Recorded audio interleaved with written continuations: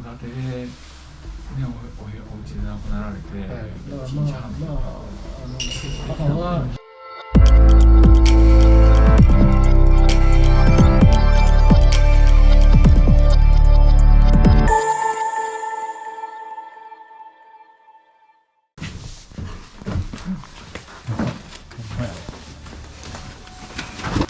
おはようございます。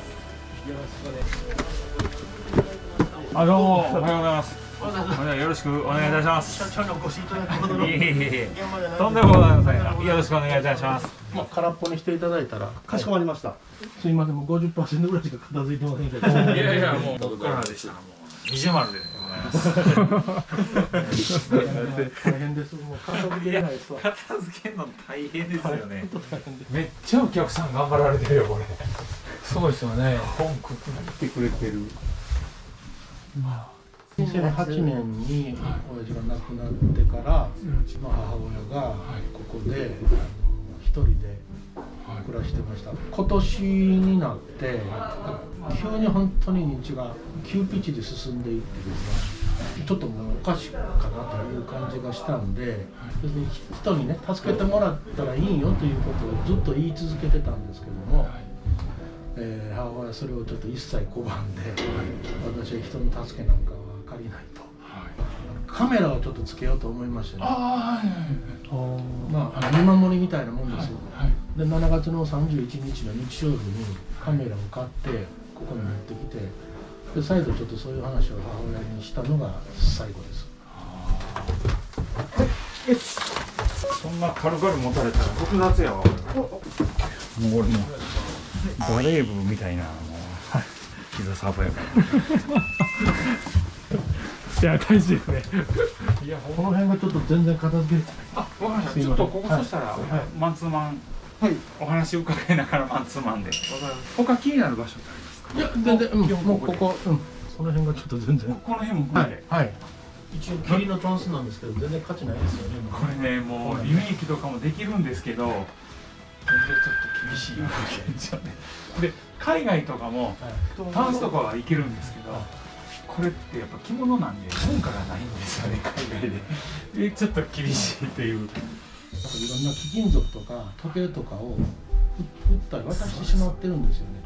4年か5年連続で来られてるんですよ。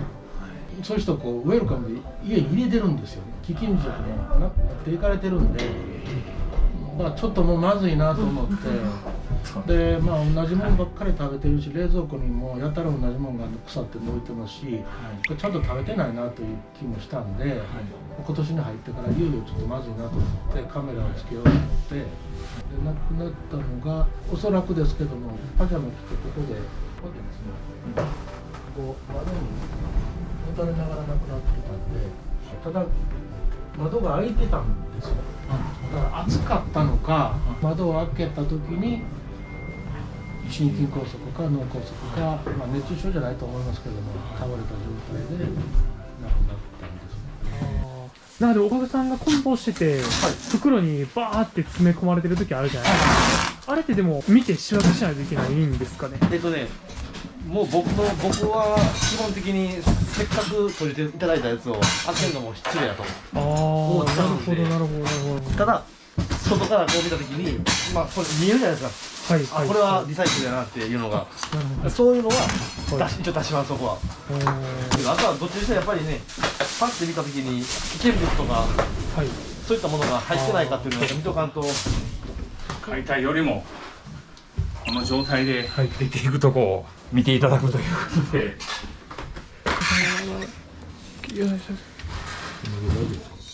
母はクリスチャンでしたので、日曜日に教会に行きますので、救護者を知れてる方が日曜日に来てないと、休むっていう連絡も入ってないと、おかしいっていうことで、その日の午後にその方が見に来てくれまして、やっぱ新聞系に新聞が溜まってたので、おかしいなということになって、それでお隣の方に声かけていただいて、でこちらの方にも声かけていただいて、そしたらちょっと入ってみようかってなって、隣の男性の方が入ってくれはったらですね、こちらの窓口に持たれてる母を見つけてくれまして、で扉が開いてた、窓が開いてたんで、すぐに救急車を呼んでいただいたんですけども、まあもう亡くなってますよということで、はい、うちの社長おっしゃって72時間超えてないんですけど、おそらく、金曜日の晩か土曜日の朝だと思うんですね。で見つけたのが日曜日のですので、私が駆けつけたのが日曜日の夕方でしたから、まあ1日半は経ってるんです。戸建てで、ね、お家で亡くなられて、だから母は人の助けを借りたくないと、そんなんだったらもうここで一人で死ぬって言ってましたんで、まあ最後まで自分の思い通りしたんだなということがあるんで、まあそれではもう納得はしてるんですけども、私が近くにはいますけど、まあ住まない家なんで、空き家では心もとないですし、今も空き家とね、孤独死はね、社会問題になってますけど、もう空き家で売るといてもということで、時期見て、売却しようかなと思ってますんで、また新しい方に来ていただいてとは思ってます。回答でもこの辺は難しいんですね。でこれは老犬施設とかに行くとおじいちゃんおばあちゃんがこれ大好きで巾着作ってでそれがたまに作られて店でこのガレージセール的なものが売られたりとか、これを実は楽しみにしてるおじいちゃんおばあちゃんが。行かしてください。どうぞ。ごめんなさい。看護師だからね、羽田とか行ってきまして。1階の衣装ケース、押し入れのこっちもちょっと階段下のところもなんかないなと思って奥の方でね、計算できへんようなけども、小銭小銭ってほぼ出てるよね、現場。そうですね。出ない現場の方が少ないです。あの頃って遺品回収の業界ってまだまだあれですもんね。先駆けてやらはったんですよね。そうなんですよ。お客さんに試そうって言ってくれるの衝撃的でしたね。手で内容が出る。私メモリーズって書いて、社長の名前書いて、ずっと貼ってました。ずっと目の将来そうですか。将来お手伝いしてほしいなと思ったんで。お手伝い。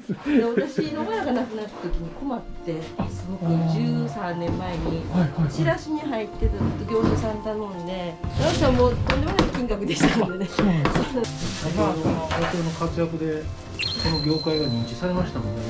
そうですよね。新しい会社もいっぱいありますよね。いや、本当ですよ。同業者の人分かってるみたいな。おねえ。はじめまして、メモレです。橋本。じいちゃん若い。そんな言ってない。いやそういう日です。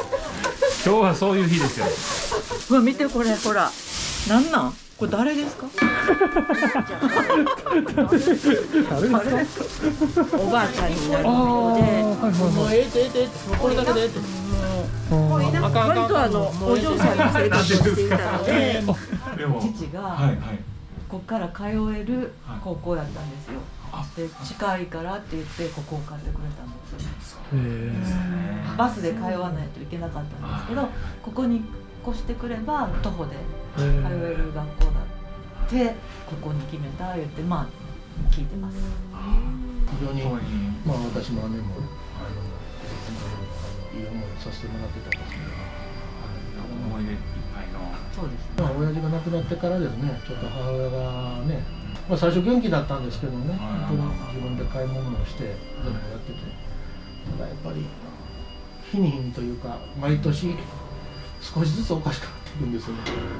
無理やりでもちょっとデイサービスでも引っ張っていってそういう世界もあるよと、こういうね仲間もあるし、また違うね環境でここでね暮らしてみたらっていうことをもういろいろ探してたんです。本当にカメラも買っていろいろやろうと思ってた矢先でしたので、ただもう子供みたいになるんですよ最後ね。もう今年になってからもう怒るんですよ。もうそんな施設に行けばかゆとか言うとね、もう喧嘩みたいになってましたから。ただ現実としては電話のところに私とか姉の電話番号を買った紙が貼ってたんですけど、それがいつの間にか剥がれてなくなってしまっててですね、今年のゴールデンウィーク以降全く電話をかけてきてないんですよね。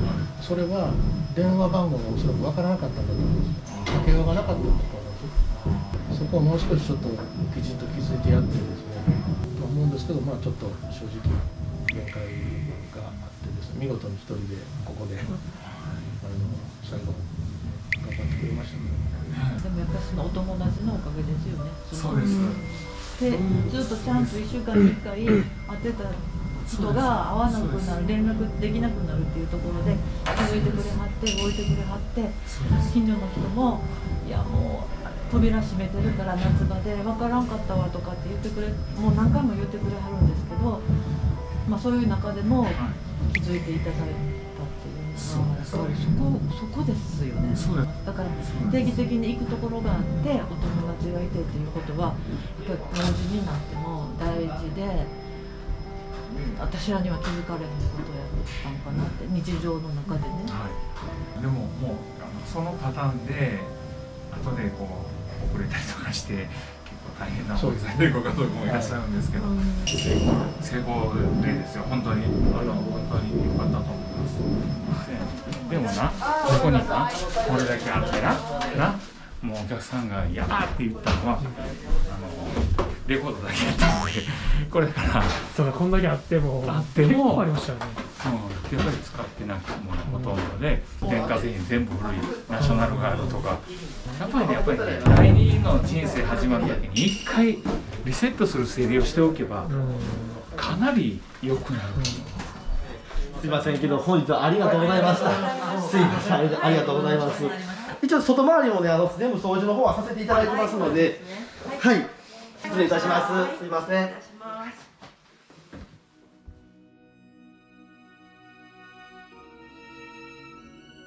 今回の遺品整理はすごく家族愛のある温かい整理だったなと思います。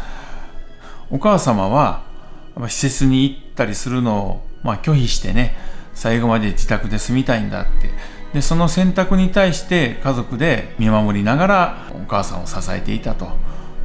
である日突然亡くなったと。普段教会のお友達、つながりによって発見されている。もうまさしく皆さんが理想としているピンピンコロリ、最後まで自宅で生活をする理想の亡くなり方だったんじゃないかなと僕は思います。これからも頑張って発信していきますので、どうぞ応援のほどよろしくお願いいたします。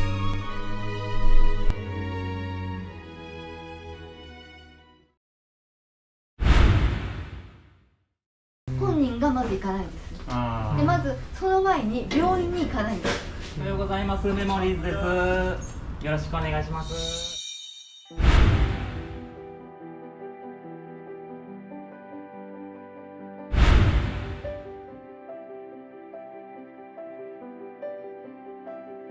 自分でその排泄されてることは分かってるらしいですか？もう最初分かってたみたいなんですが、おトイレにいるって。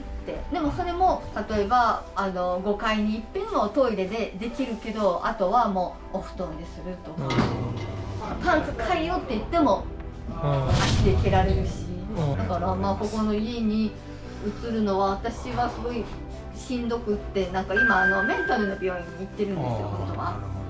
あまりにもしんどくって1年間はもう入れなかったんです。今もちょっとメンタルのずっと薬はやっぱり飲んでます。